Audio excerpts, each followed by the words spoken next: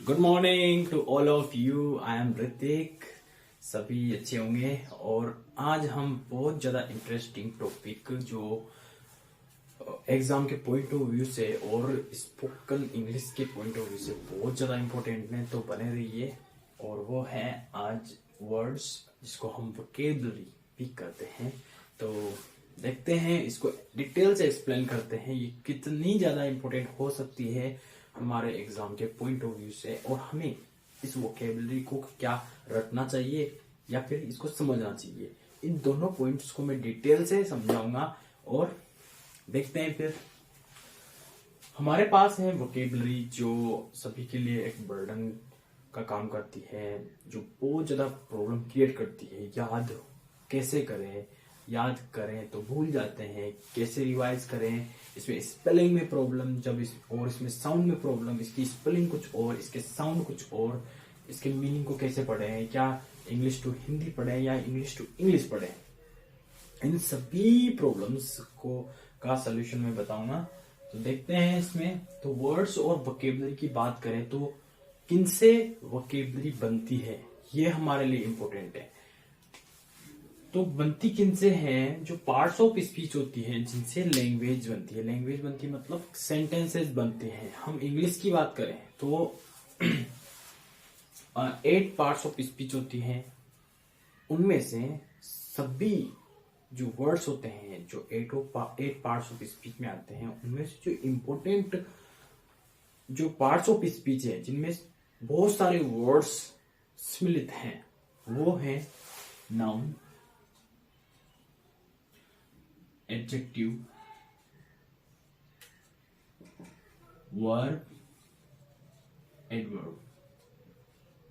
Okay, ये जो 4 parts of speech है, इनकी जो नंबर्स हैं बहुत ज्यादा हैं, और ये सेंटेंसेस में यूज बहुत बड़ी संख्या में यूज होते हैं। कौन कौन से? Noun parts of speech, adjective, verb and adverb. Okay, इन्हीं से पार्ट इन्हीं 4 वर्ड्स को वोकेबलरी कहते हैं या फिर वर्ड्स कह सकते हैं हम। इनके अलावा इडियम्स भी होते हैं, सेइंग भी होते हैं, और फ्रेजल वर्ब होती हैं जो एक वर्ब का ही पार्ट होती हैं। तो इडियम्स होती हैं, तो इडियम को अभी हम नहीं डिस्कस कर रहे। जिनको मुहावरा भी कहते हैं, मुहावरा कहते हैं, उनके बारे में कुछ जो अच्छी सी इंफॉर्मेशन है उसको बाद में बताएंगे। लेकिन अभी जो फ्रेजल वर्ब है वो वर्ब का टॉपिक है, और इडियम जो एक अलग है, मुहावरा है, उसको कहते हैं मुहावरा ही कहते हैं। नाउन जो वर्ड्स, नाउन में बहुत सारे वर्ड्स होते हैं, मैक्सिमम वर्ड्स नाउन होते हैं, और उससे कम एडजेक्टिव, फिर बहुत कम जो होते हैं वो एडवर्ब होते हैं। इन्हीं वर्ड्स को हम डिफरेंट तरीके से पढ़ते हैं, जैसे कि आप भी जानते होंगे synonyms, antonyms, homophone, homonyms, homograph, one word substitution. इन सभी में यूज होने वाले जो वर्ड्स हैं वो इन 4 पार्ट्स ऑफ स्पीच में से ही आते हैं। आप कहोगे सर कंजक्शन, प्रीपोजिशन, प्रोनाउन, ये भी तो पार्ट्स ऑफ स्पीच के पार्ट हैं, बट ये कुछ लिमिटेड कह सकते हैं कि हाँ ये लिमिटेड होते हैं। यस, लिमिटेड होते हैं, लेकिन जो फ्रेजेज होती हैं उनको हम बना सकते हैं। फ्रेजेज लिमिटेड नहीं होती। जो ग्रुप ऑफ वर्ड्स होते हैं, जो वर्ड्स के ग्रुप से बनती हैं, मतलब हम बनाते हैं, उनकी लिमिट नहीं होती। वो ग्रुप ऑफ वर्ड्स कंजक्शन में भी हो सकते हैं और प्रीपोजिशन में भी हो सकते हैं, तो उनकी लिमिट नहीं है। लेकिन जो वर्ड कंजक्शन है या प्रीपोजिशन है, उनकी लिमिट होती है। हम उनको जब रीडिंग में देखते हैं, रीडिंग करते हैं, तो उसमें बार बार रिपीट होते हैं, वो लिमिटेड होते हैं। वो है प्रोनाउन या फिर या कह सकते हैं प्रीपोजिशन, कंजक्शन और इंटरजेक्शन। ओके, तो इन्हीं 4 वर्ड्स को हम वोकेबलरी कहते हैं, और इडियम्स भी है, और फ्रेजल वर्ब का ही टाइप है। वर्ड्स, इन्हीं को वर्ड्स कहते हैं, और इन्हीं को पढ़ने के जो तरीके हैं बहुत सारे हैं। वन वर्ड सब्स्टिट्यूशन से पढ़ते हैं, और उन कुछ ऐसे होते हैं जो होमोफोन होते हैं, होमोनिम्स होते हैं, होमोग्राफ होते हैं, एट्रोनिम्स होते हैं, सिनोनिम्स होते हैं, एंटोनिम्स होते हैं। तो डिफरेंट डिफरेंट जो हमारे पास बने हुए हैं, जिनकी बुक्स आती है, उनमें ये 4 होते हैं। और वो सभी वर्ड्स, जितने भी वर्ड्स हैं, वो सभी इनकी डेफिनेशन को ही फॉलो करते हैं। अगर वर्ब, कोई वर्ड वर्ब है तो उसका जो मीनिंग है वो वर्ब के जो डेफिनेशन है उसी को फॉलो करेगा, इसके बाहर नहीं जाएगा। चाहे वो सिमिलर वर्ड्स में हो, चाहे वो होमोफोन में हो, होमोनिम्स में हो, चाहे वो एंटोनिम्स में हो, या वन वर्ड सब्स्टिट्यूशन में हो, वो सभी इसमें अगर नाउन है तो नाउन की डेफिनेशन को फॉलो करेगा, एडजेक्टिव है तो एडजेक्टिव की डेफिनेशन को ही फॉलो करेगा, इसके बाहर नहीं जाएगा। क्योंकि यही एक सेंटेंस में यूज होने वाले वर्ड्स हैं, और जो वर्ड्स यूज होते हैं वही वोकेबलरी है। ओके, अब देखते हैं इसको कैसे पढ़े। मैं आपको एक बेस्ट वे बताता हूं, उसके अकॉर्डिंग अगर हम पढ़ेंगे वोकेबलरी तो इजी वे में हम उसको एक्सप्रेस कर पाएंगे थ्रू दी सेंटेंसेस। यही हमारे लिए इंपॉर्टेंट है, और हम समझ पाएंगे सेंटेंस में लिखे हुए वर्ड्स को।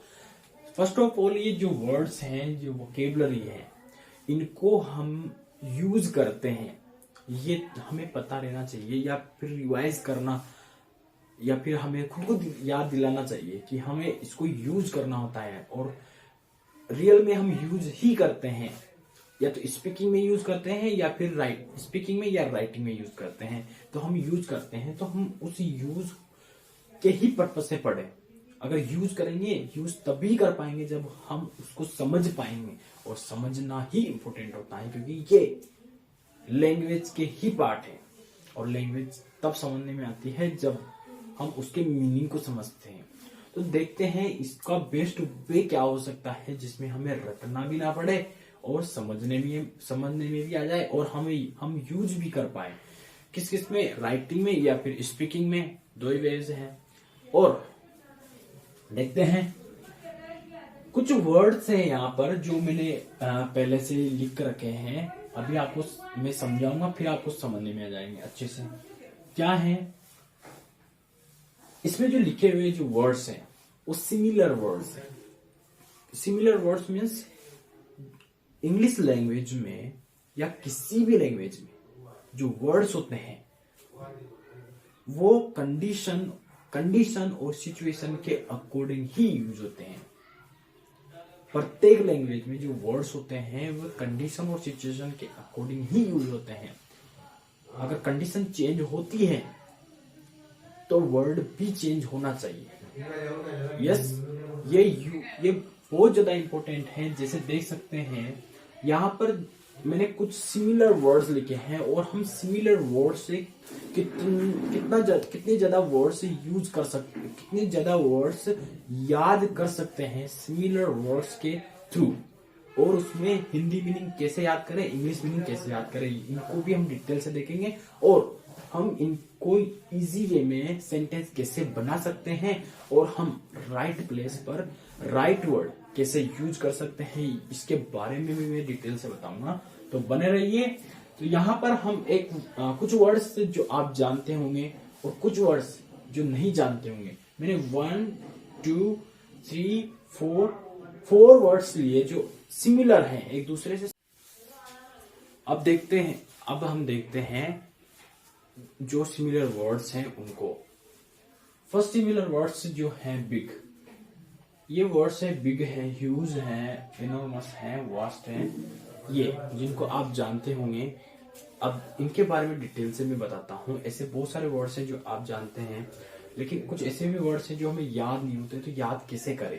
ओके, इसका मीनिंग हम जानते हैं कि बिग मीन्स होता है बड़ा, ये हम जानते हैं। यहाँ पर जो बिग है, ह्यूज मीन्स भी बड़ा, एनॉर्मस मीन्स भी बड़ा, और वास्ट मीन्स भी बड़ा। बिग बड़ा, जिसको हिंदी में लिखा मैंने, और इसी को इंग्लिश में लिखा मैंने ऑफ अ लार्ज साइज, जो लार्ज साइज का हो।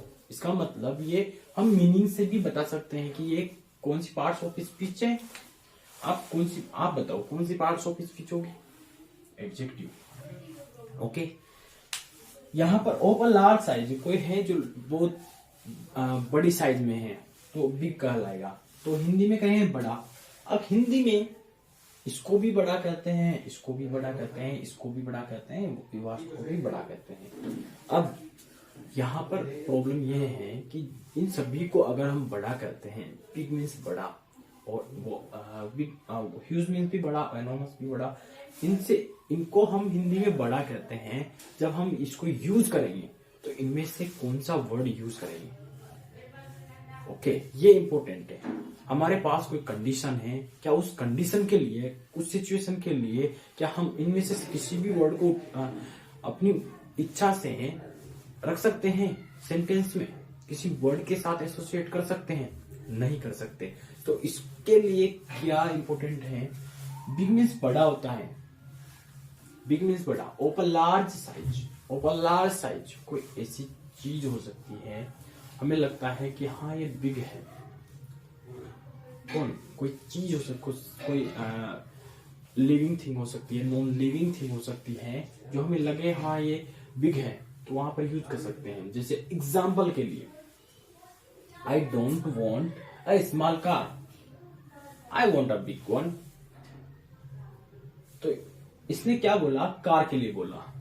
किसके लिए? कार के लिए बोला। I don't want a small car, I want a big car, a big car. तो यहां पर अ बिग वन, यहां पर वन क्या है? कार के लिए है। ओके, तो यहां पर बिग यूज हुआ, तो ये एक एसोसिएशन हो गया इस बिग का, ये बिग वन के साथ, जो कि कार को रिप्रेजेंट कर रहा है।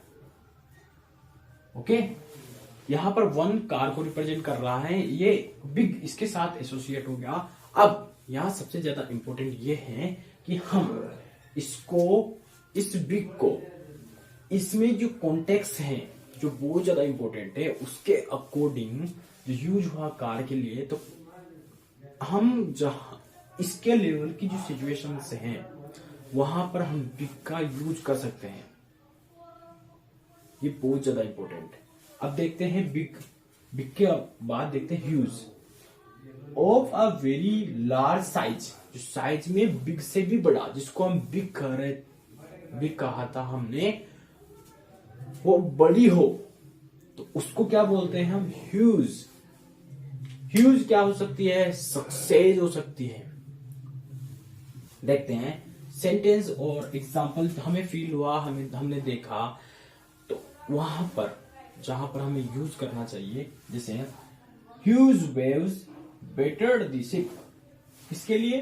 वेव्स के लिए। क्या वेव्स बिग नहीं होती? होती है बिग, पर इसने, हम खुद फील कर सकते हैं कि जो यहाँ पर जो वेव्स होगी वो बिग से बड़ी होगी, और ये ह्यूज इस वेव्स के साथ एसोसिएट कर गया, और ये एसोसिएशन, इसके यहाँ पर बिग भी लगा सकते हैं, लेकिन हमारे माइंड में क्या फील होगा कि इसमें जो वेव्स होगी बिग में, वो वेव्स ह्यूज से छोटी होगी। ओके, और ह्यूज में जो वेव्स होगी वो बिग से बड़ी होगी। तो हम इसके कॉन्टेक्स्ट में जितनी भी सिचुएशंस आएगी वहां पर हम बिग ह्यूज का यूज कर सकते हैं। जैसे कुछ एसोसिएशन मैंने बना रखे हैं, जैसे ह्यूज सक्सेस, ये बहुत ज्यादा इंपॉर्टेंट है। ह्यूज सक्सेस, ओके, यहाँ पर एसोसिएशन जो लिखा हुआ है वर्ड बहुत ज्यादा इंपॉर्टेंट है। हम सिमिलर वर्ड्स को कैसे याद करें? इसी ऐसे एसोसिएशन, एक एसोसिएशन यहाँ पर है ह्यूज का इस सक्सेस के साथ, और यहाँ पर ह्यूज का जो एसोसिएशन है वो वेव्स के साथ है। इन एसोसिएशन को हम कहाँ कहाँ देख सकते हैं, ये हमारे लिए बहुत ज्यादा इंपॉर्टेंट करता है, और हम ऐसे एसोसिएशन को देखकर कम वर्ड को, ये सिमिलर वर्ड से बहुत सारी वोकेबलरी याद कर सकते हैं, और इनको हम कहाँ कहाँ देख सकते हैं, ये ज्यादा इंपॉर्टेंट है। हम यूज करते हैं स्पीकिंग में और राइटिंग में, स्पीकिंग में और राइटिंग में यूज करते हैं। अब जो यूज होते हैं उनको हम कहाँ देख सकते हैं? या तो रीडिंग में देख सकते हैं या फिर लिसनिंग में देख सकते हैं। दो स्किल से हम यूज करते हैं, और दो स्किल पर हम जो यूज हुए उनको देख सकते हैं या सुन सकते हैं। तो रीडिंग के थ्रू देख सकते हैं और लिसनिंग के थ्रू देख सकते हैं। अगर रीडिंग के थ्रू देखना है तो हम इसको मीनिंग में भी देख सकते हैं। कोई मीनिंग है, उस ये भी मीनिंग, सपोज करो ये वर्ड भी एक वर्ड है, ये इसके साथ एसोसिएट हो रहा है। ऐसे ही ये वर्ड कहीं ना कहीं किसी ना किसी मीनिंग में यूज होगा। ये वर्ड किसी ना किसी वर्ड में किसी ना किसी मीनिंग में यूज हुआ होगा, किसी ना किसी वर्ड को बनाने में। तो ये जिस वर्ड के साथ एसोसिएट करेगा तो ये भी इसका एक एसोसिएशन मिल गया, मतलब हमें कॉन्टेक्स्ट मिल गया कि हाँ इसके साथ यूज, इसके साथ सक्सेस के साथ अगर ये एसोसिएट होता है तो हमारे लिए अच्छी बात है कि हम इस कॉन्टेक्स्ट में कोई भी सेंटेंस बनाकर यूज कर सकते हैं, और यही हमारे लिए इंपॉर्टेंट है। तो अगर एग्जाम्पल की बात करें तो यहाँ पर एग्जाम्पल इसके साथ एसोसिएट हुआ एनॉर्मस।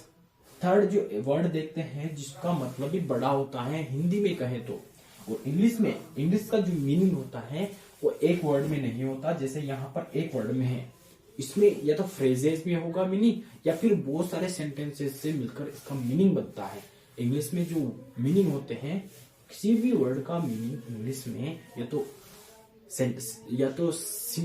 कोई छोटी सी फ्रेज में होगा, या फिर बहुत सारे सेंटेंसेस से मिलकर बना होता है। ऐसे वन वर्ड में, एक वर्ड में वो नहीं होता है तो बहुत कम होता है।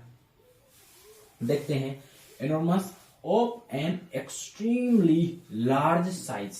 एक्सट्रीमली लार्ज साइज, जो एक्सट्रीमली मतलब बहुत ज्यादा क्या हो, लार्ज हो, उसको क्या बोलते हैं, एनॉर्मस। सेंटेंस देखते हैं, यहां पर देखना इस वर्ड की मीनिंग में, मैंने अभी बोला था कि एसोसिएशन को कहां देख सकते हैं, तो इस वर्ड की मीनिंग में हम इस लार्ज को यहां पर भी देख रहे हैं, तो ये इस वर्ड के साथ एसोसिएट हो रहा है। ओके, तो ऐसे वर्ड्स के मीनिंग में भी और जो सेंटेंसेस होते हैं, वर्ड्स किसी भी वर्ड को समझने के लिए जो सेंटेंस बनाए जाते हैं उसमें भी वर्ड्स के एसोसिएट मिल जाते हैं, जो सिनोनिम्स होते हैं उनके। तो the house is absolutely enormous. House के बारे में बोल रहा है कि हाँ ये क्या है, एनॉर्मस है। एनॉर्मस में एक्सट्रीमली लार्ज साइज का है। कौन, ये हाउस। ओके, यहां पर ये एनॉर्मस, तो the house is absolutely enormous. एक और एसोसिएशन देखें तो इस एनॉर्मस जो सरप्राइज के साथ आया, an enormous surprise, extremely. Okay, यहां पर जो यूज हुआ एनॉर्मस एडजेक्टिव का काम कर रहा है, जो इस नाउन, जो नेमिंग वर्ड को क्वालिफाई कर रहा है, क्वालिटी बता रहा है सरप्राइज के बारे में कि सरप्राइज कैसा है, एनॉर्मस, एक्सट्रीमली लार्ज साइज का। और ये जो एन है इसका मीनिंग वन होता है, और ए जो है इसका मीनिंग भी वन होता है। इन दोनों का मीनिंग वन होता है, तो इन दोनों को यहां पर ए भी तो यूज कर सकते हैं, ये भी तो क्वेश्चन है। हम ए यूज नहीं कर सकते, क्यों नहीं कर सकते, क्योंकि एन और ए ये दोनों स्पोकन के अकॉर्डिंग, किसके अकॉर्डिंग, स्पोकन इंग्लिश के अकॉर्डिंग जब हम स्पीकिंग करते हैं उसके अकॉर्डिंग हम एन यूज करते हैं, क्योंकि इसका जो साउंड है वोवल साउंड निकलता है, इसलिए हम यहाँ पर एन यूज करते हैं। अगर यहाँ पर वोवल साउंड नहीं निकलता तो यहाँ पर ए यूज करेंगे। ओके, और ये इस साउंड की वजह से तो यहाँ पर एन आया, लेकिन ये किसके लिए आया, इस नाउन के लिए आया। साउंड की वजह से तो यहाँ पर चेंज होते हैं एन या ए, लेकिन आता किसके लिए, इस नाउन के नेमिंग वर्ड के लिए आता है। ओके, चले आगे। तो vast, extremely big, often extremely wide. दो क्वालिटीज होनी चाहिए, ऐसी कोई चीज हो सकती, लिविंग थिंग हो सकती है या नॉन लिविंग थिंग हो सकती है, जो क्या हो, या तो बिग हो, और कौन सी, एक्सट्रीमली, और दूसरी वाइड हो, एक्सट्रीमली। ओके, उसके लिए हम यूज कर सकते हैं वास्ट। हमें ये फील हो, ये हम सिचुएशन देखकर कोई चीज हमें लगती है कि वो बिग भी है और वाइड भी है, तो हम उसको क्वालिफाई करने के लिए हम इस वर्ड को यूज कर सकते हैं।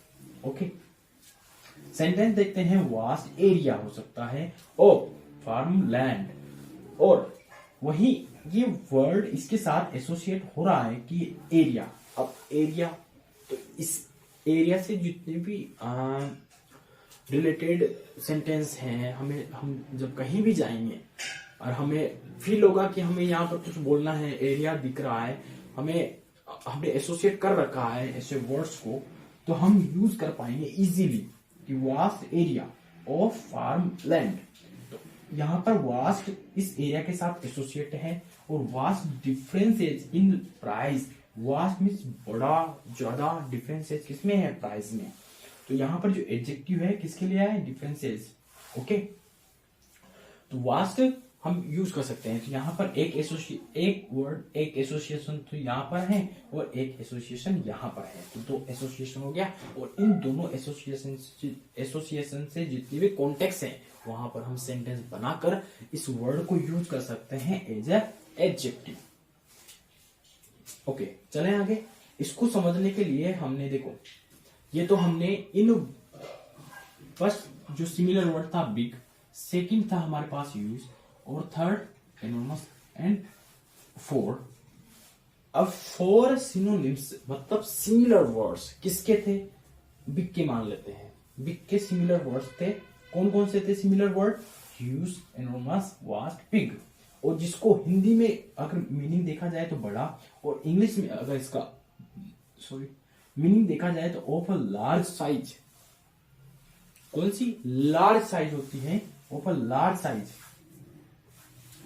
अब यहां पर सबसे ज्यादा इंपॉर्टेंट जो समझने की वो है बात कि ह्यूज 1 2 3 4, ये जो फोर जो सिमिलर वर्ड्स हैं, हम जब सिमिलर वर्ड से कितनी ज्यादा हेल्प मिलती है, इन चारों जो वर्ड्स हैं इनको हम पढ़ते हैं क्या, हिंदी में पढ़ते हैं बड़ा, और इंग्लिश में मान लेते हैं सिमिलर मीनिंग, मान लेते हैं कि हाँ of a large size. Okay, पढ़ लिया हमने, हमारे पास ये वाली डिटेल नहीं है, हमारे पास ओनली बुक में इतना सा है वर्ड है, वर्ड के सिमिलर वर्ड्स हैं ऐसे, हम इनको भी मान लेते हैं कि इनका भी मीनिंग क्या होता है, बड़ा होता है। लेकिन हम इनको जब यूज करेंगे या फिर इनको जब देखेंगे किसमें, या तो लिसनिंग में देखेंगे या फिर राइटिंग में देखेंगे, रीडिंग में देखेंगे। रीडिंग में किसमें, या तो कोई सोर्सेज हो सकता है, मैगजीन हो सकती है, न्यूज़पेपर हो सकता है, और लिसनिंग की बात करें तो न्यूज चैनल्स हो सकते हैं, इंग्लिश न्यूज चैनल्स, या फिर कोई मूवीज हो सकती हैं, उनमें हम देख सकते हैं सिमिलर वर्ड्स। इनके किसको देख सकते हैं, इनको जब देखेंगे इन सोर्सेज में, किसमें, लिसनिंग के थ्रू या फिर रीडिंग के थ्रू। और रीडिंग में कौन कौन से बताए थे मैंने, जो दो बहुत ज्यादा इंपॉर्टेंट थे वो थे, या तो मीनिंग में देखेंगे या तो किसी मीनिंग में दिख जाएंगे एसोसिएट करते हुए किसी वर्ड के साथ, या फिर किसी सेंटेंस में दिख जाएंगे, जो किसी वर्ड का जो सेंटेंस हो, इस वर्ड का जो सेंटेंस है इसमें कहीं ना कहीं दिख जाएगा, एग्जाम्पल के लिए दिख जाएगा, और वही हमारे लिए इंपॉर्टेंट है। जब हम इसको किसी एसोसिएट के साथ ऐसे देख लेंगे, जैसे यहाँ पर है, इसको ऐसा देख लेंगे, तो हम इसके यहाँ पर देख लिया इस वर्ड को, तो इसके थ्रू हम इसके कॉन्टेक्स्ट ही डिसाइड कर लेंगे कि ये वर्ड बड़ा तो है, लेकिन ये किस कॉन्टेक्स्ट में यूज हो रहा है, ये हमारे लिए बहुत ज्यादा इंपॉर्टेंट है। ये किस कॉन्टेक्स्ट में यूज हो रहा है ये इंपॉर्टेंट है हमारे लिए। तो हमने यहाँ पर इसका सिर्फ बड़ा मीनिंग याद था, और हमने यहाँ पर इसका पूरा कंप्लीट मीनिंग इसके सिर्फ कॉन्टेक्स्ट से ही पता कर लिया।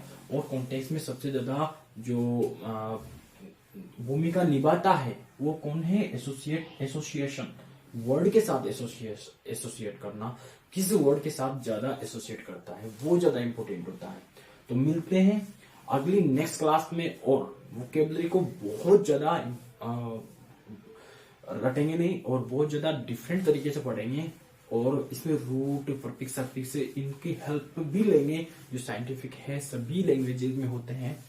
और यहाँ पर हमने समझाया कि ये वर्ड जो आर्टिकल है, ये साउंड की वजह से यहाँ पर एन आया, और इसके साउंड की वजह से यहाँ पर एन आया, और ये इस नेमिंग वर्ड जो नाउन है उसके लिए आया, और ये एडजेक्टिव है जो क्वालिफाई कर रहा है, इसका मतलब क्वालिफाइंग वर्ड कहेंगे इसको। ओके, इन्हीं वोकेबलरी जिसको वर्ड्स कहा हमने, इन चारों को वर्ड्स कहा, इसमें हम डिटेल से इसको पढ़ेंगे और डिफरेंट वे से पढ़ेंगे, और इजी वे में बहुत सारे वर्ड्स से याद करेंगे जो हमारे एग्जाम के पॉइंट ऑफ व्यू से बहुत ज्यादा इंपॉर्टेंट है। तो मिलते हैं नेक्स्ट क्लास में। Thank you and take care. Like करें, सब्सक्राइब करें और कोई मिस्टेक है तो कमेंट बॉक्स में जरूर टाइप करें। Thank you.